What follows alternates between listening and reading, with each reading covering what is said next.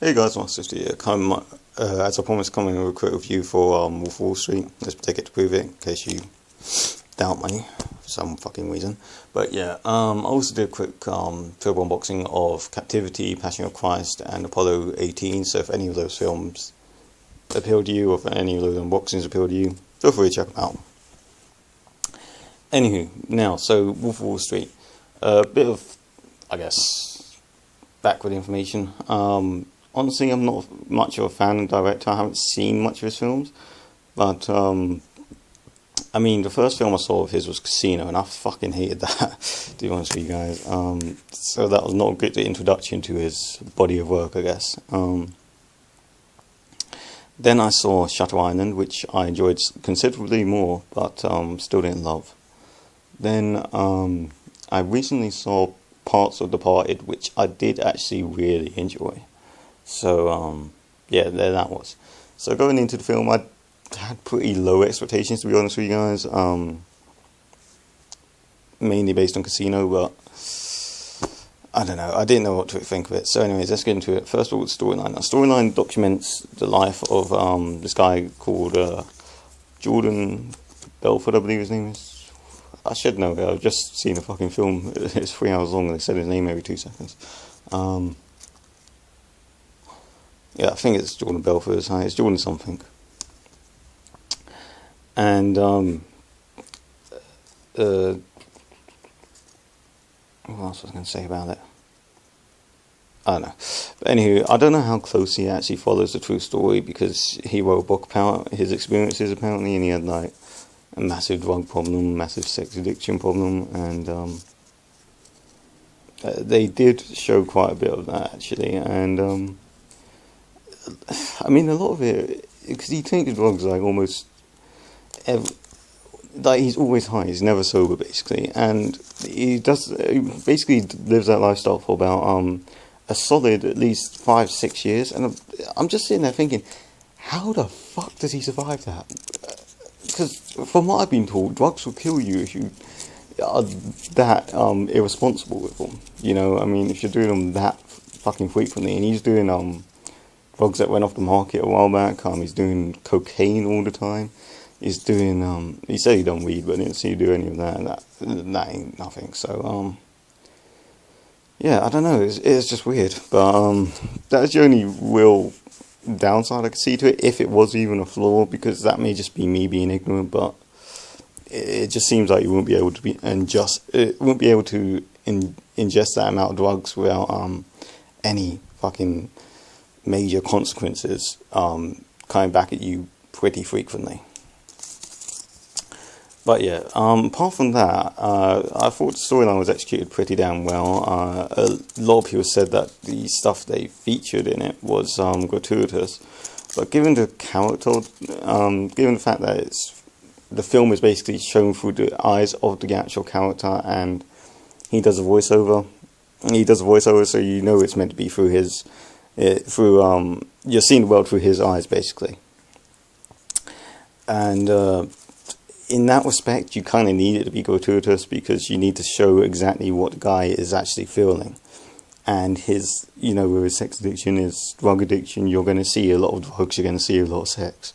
I mean, yeah. So, in that respect, I don't think it was overly gratuitous. Sure, it was gratuitous, but I mean, it seemed necessary, if you know what I mean. So, anyways, that was quite a long story, but story-wise, I'll probably give the film I'm going to give it an 8.5, purely because, you know, some parts of it seemed a bit overly exaggerated, let me put it that way, and it did tend to drag a little towards the end. So, yeah.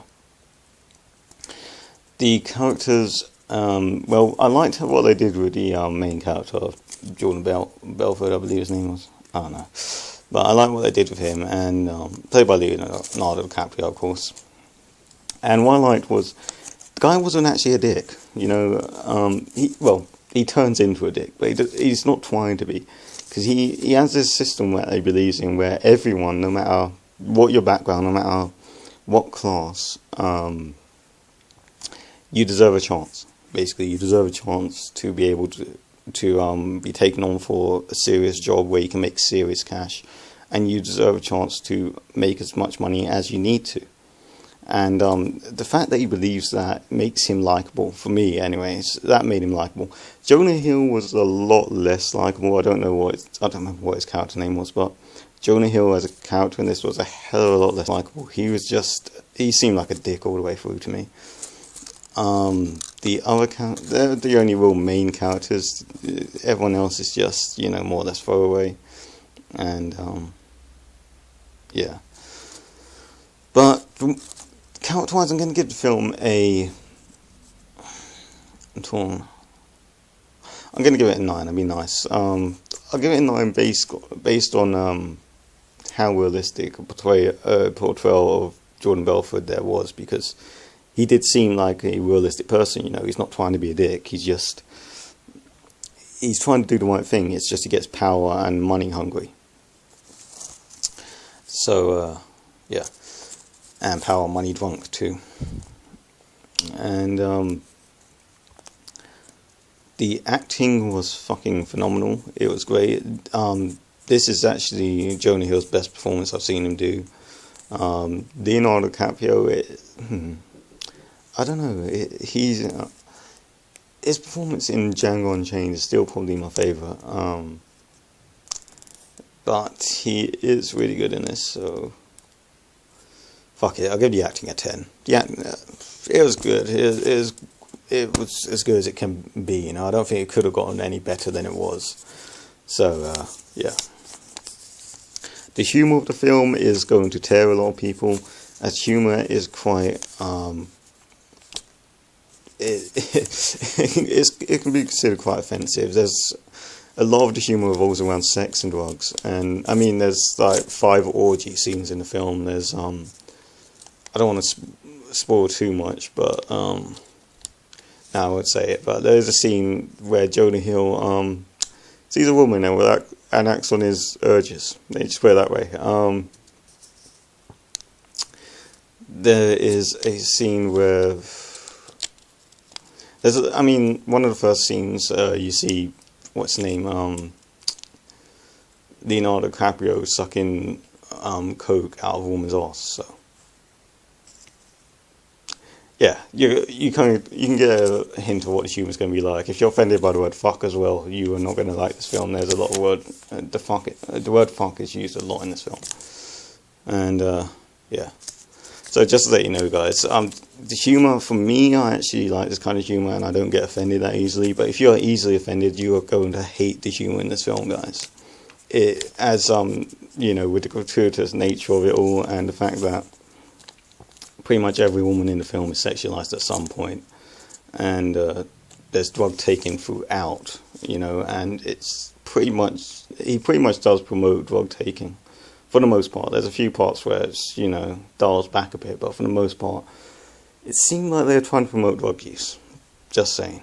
So yeah, and it was all done in a humorous fashion, but that made it, it made it seem like it was encouraging it more, the fact that it was done in a humorous fashion. So that's what I mean.